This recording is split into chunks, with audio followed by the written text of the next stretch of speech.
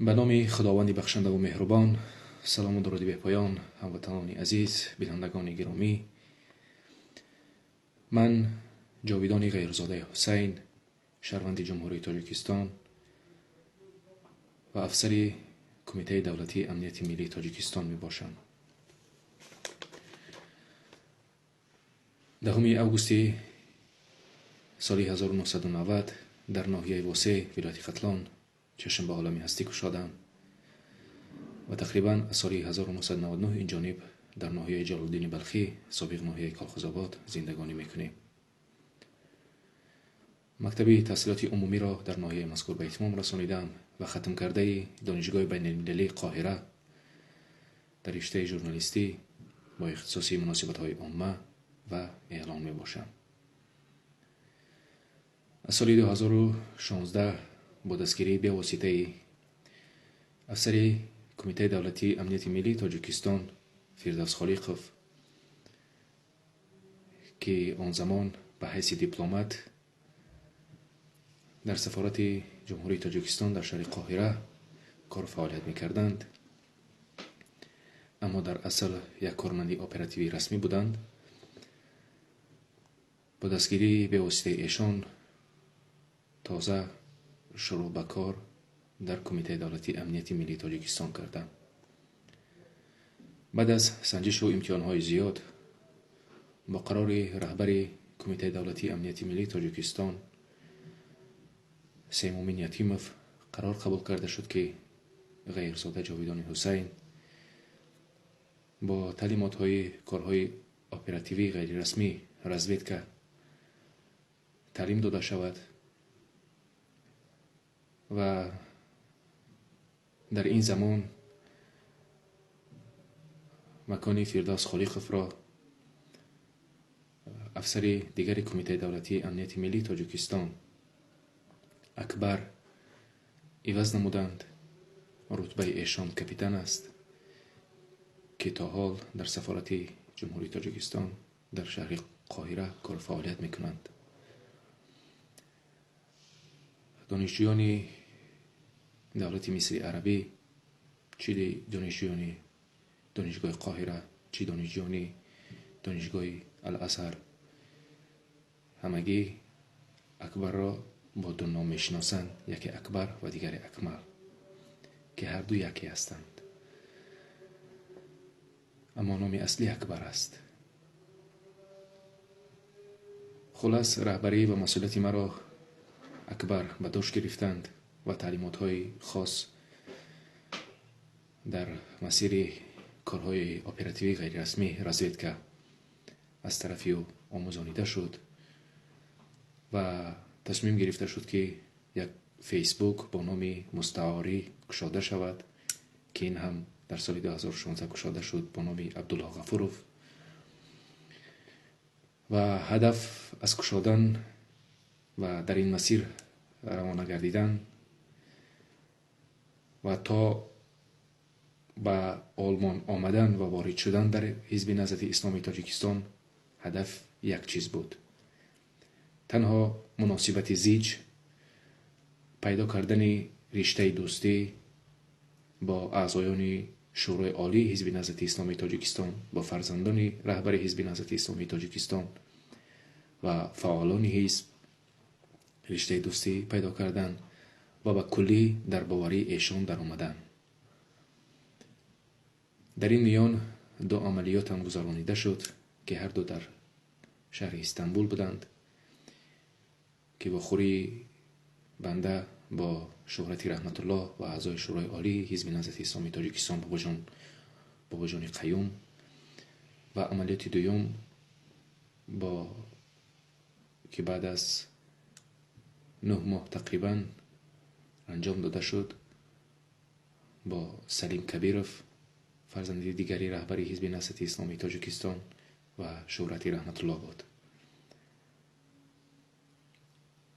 در صحبت و با بخوری با آنها تنها شکایت از وضعیت زندگی و با این طریق در آمدن در باوری ایشان بود. ماه می سال 2018 با طلب رهبر اداره کارهای اپراتیوی گنرال ولیف من به تاجیکستان روان سفر کردم.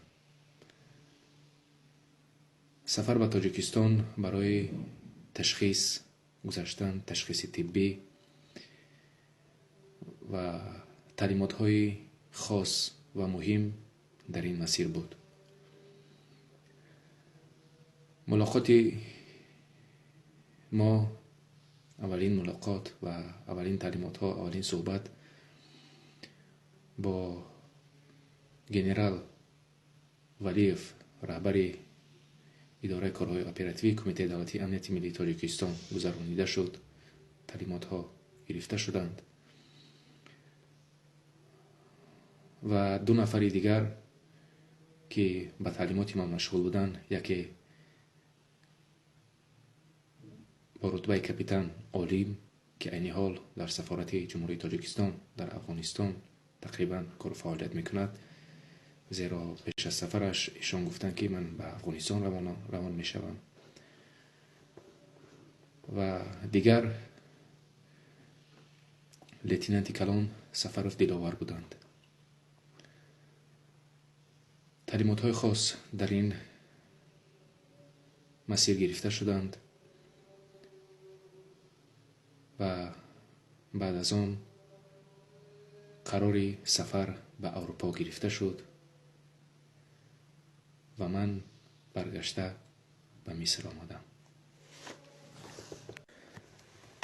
خب بعد از خارج شدن از جمهوری تاجیکستان، از وطن، یک مدت در جمهوری قزاقستان و یک مدت دیگر در شهر استانبول ترکیه قرار داشتم به خاطر پیدا نمودن و دست نمودن روابط شنگن و وارد شدن به دولت اروپایی.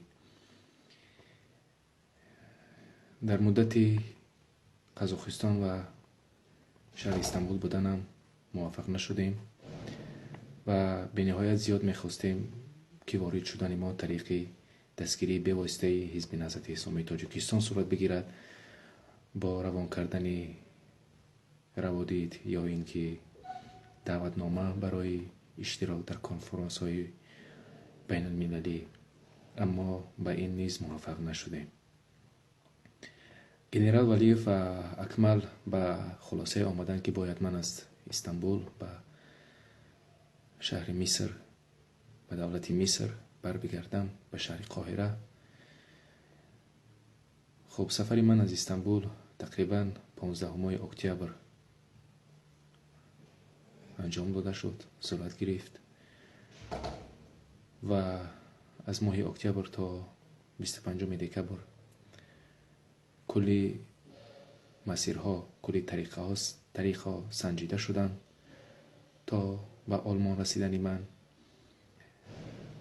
در این میان به خلاصه آمدیم که چپته خریداری می نماییم. خط سیر ما ترانزیتی صورت خواهد گرفت از شهر قاهره به میونخین آلمان و از میونخین آلمان به مسکو.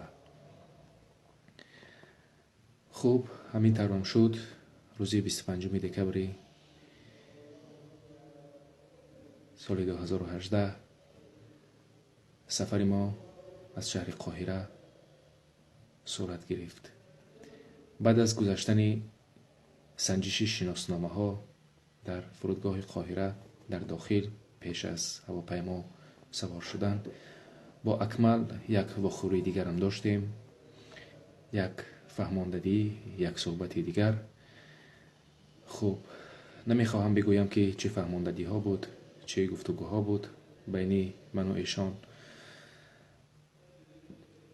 اما فقط میخواهم ذکر نمایم یک جمله اکمل را که گفت کاری که من انجام میدهم سرفرازی ملت و دولت و خوشبختی و پایداری استقلالیت تاجیکستان است. کارمندان اپراتیوی غیر رسمی همیشه پشت پرده ها یاد می شوند و به نام آنها کتاب می نویسند و باید عقل و پوشانیدن سری دولت و از مخفی کاری بسیار احتیاط کرد و باید بدون که مبارزه یا روز جنگ حکومت با حزب نهضت اسلامی تاجیکستان مثل جنگ دوم جهانی 41 و 45 است و حکومت امروزه تاجیکستان با تمام قوا به حزب نهضت اسلامی تاجیکستان مبارزه میبرد، چون نمیخواهد وطن عزیز در دست دشمن باشد. این بود سخنهای اکمل هنگام سفر من. بعد از این سخنها خب عملیات باز یک بار دیگر از نظر گذرانیده شد، هدفها از نظر گذرانیده شدند. عملیات با نام اورنج نامگذاری شد و همه هدفها بار دیگر گفته شدند و ما با اکبر خیر خوش نمودیم و من سواری هواپیما شدم. بعد از یک ساعت چون روایتی بافته و ساخته کمیته دولتی امنیتی ملی تاجیکستان، من بعد از یک ساعتی پرواز در داخل هواپیما شناسنامه خود را دراندم و خود را همچون پناهنده سیاسی طلب پناهنده سیاسی از دولت آلمان نمودم. خب آلمان را پذیرفت و در شهر میونخن سفر ما به انجام رسید. هدفها عبارت بودند در آلمان. اولین هدف داخل شدن، اعضا شدن در حزب نهضت اسلامی تاجیکستان. دوم هدف جمع‌آوری معلومات از کل شهروندانی که امروز در گردون‌نوای حزب نهضت اسلامی تاجیکستان هستند و مبارزان باید معلومات ها جمع کرده می شد و به مرکز پیشنهاد می شدند تا اینکه به پدر و مادر و خانواده ایشان فشار و تعقیب ها روانه شود تا اینکه سبب برگشتن فرزندانشان از دولت های اروپایی باشد و دست کشیدن از مخالفه با حکومت تاجیکستان. این هدف دوم بود. هدف دیگر اعضای پیمان ملی تاجیکستان شدند. هدف چهارم معین نمودن شهروندان ایران در داخل حزب نهضت اسلامی تاجیکستان که در امنیت حزب نهضت کار و فعالیت میکنند، چون تهمت های پیشتره و دائمی که بالای حزب نهضت اسلامی تاجیکستان میکنند که خالی از این گپ هاست و مبارزان همه خود شهروندان تاجیکستان هستند و سرمایه گذاران و مناسبت حزب نهضت اسلامی تاجیکستان با دولت های عربی باید معین کردن بشدن. این هم یکی از هدف ها بود. هدف های دیگر از عبارت بودن از معین کردن سراغ دقیق رهبر حزب نهضت اسلامی تاجیکستان در آلمان و معین نمودن سراغ دقیق فرزندان ایشان. خوب و یکی از هدفهای اساسی و مهم عبارت بود از به معاونی رسیدن من، معاون شدن محمود جان فیض الرحمن، یکی از اعضایان شورای عالی حزب نهضت اسلامی تاجیکستان که الان وظیفه مناسبت‌های بین‌المللی حزب نهضت اسلامی تاجیکستان را، مناسبت‌های خارجی‌اش را بر دوش دارد،